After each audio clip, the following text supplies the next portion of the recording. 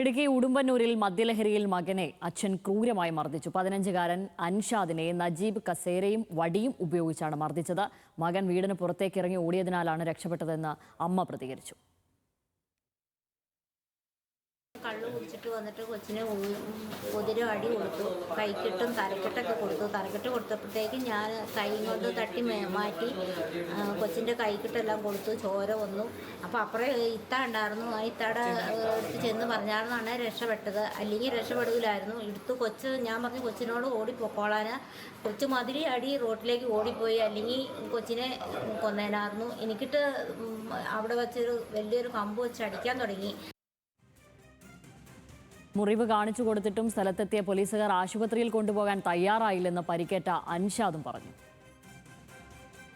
തല്ലി എന്നിട്ട് ഉമ്മച്ചി അപ്പുറത്തേക്ക് പോയി തല്ലിക്കൊണ്ടിരുന്നു. അതിൻ്റെ ഇറങ്ങി റോഡിലേക്ക് ഓടി. കുറേ നേരം കഴിഞ്ഞ് പോലീസ് വന്നു. വീട്ടിലേക്ക് കയറി. എന്നിട്ട് പോലീസുകാർ വന്ന് എന്തൊക്കെ ചോദിച്ചു. ഞങ്ങളുടെ ആശുപത്രിയിൽ പോകാൻ പറഞ്ഞു. നടന്നു ആശുപത്രി. പോലീസുകാർ ആശുപത്രി കൊണ്ടുപോയില്ലേ? ഇല്ല.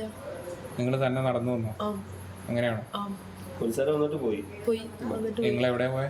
ഞങ്ങൾ ഈ പാറക്കൽ ആശുപത്രി ഹോസ്പിറ്റലിൽ വന്നു. അവിടെ കയറി. അത് കഴിഞ്ഞിട്ട് അവിടെയുള്ള മെമ്പർമാർ അടിച്ചെന്തുകൊണ്ടൊക്കെ കസേരയും വടിയും കൊണ്ട് അടിച്ചു.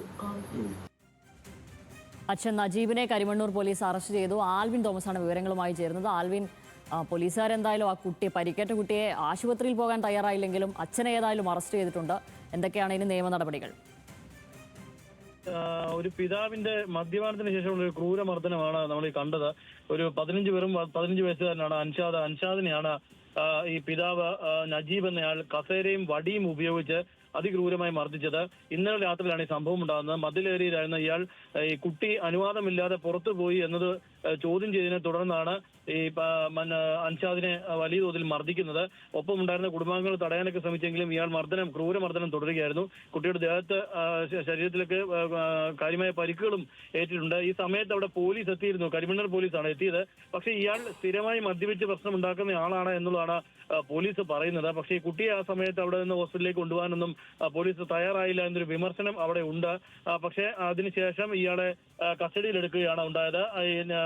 മാതാവിന്റെ അൻഷാദിന്റെ അമ്മയുടെ പരാതിയെ തുടർന്നാണ് ഇപ്പോൾ നജീബിനെ കസ്റ്റഡിയിലെടുത്തിട്ടുള്ള അറസ്റ്റ് രേഖപ്പെടുത്തിയിട്ടുണ്ട് എന്നുള്ളതാണ് നമുക്ക് അറിയാൻ കഴിയുന്നത്. തുടർന്നുള്ള നടപടികളും പോലീസ് സ്വീകരിക്കുമെന്നുള്ളതാണ് കരിമണ്ണൂർ പോലീസ് അറിയിച്ചിരിക്കുന്നത്. ശരി, ആൽവിൻ തോമസ് വിവരങ്ങൾ നൽകിയത്.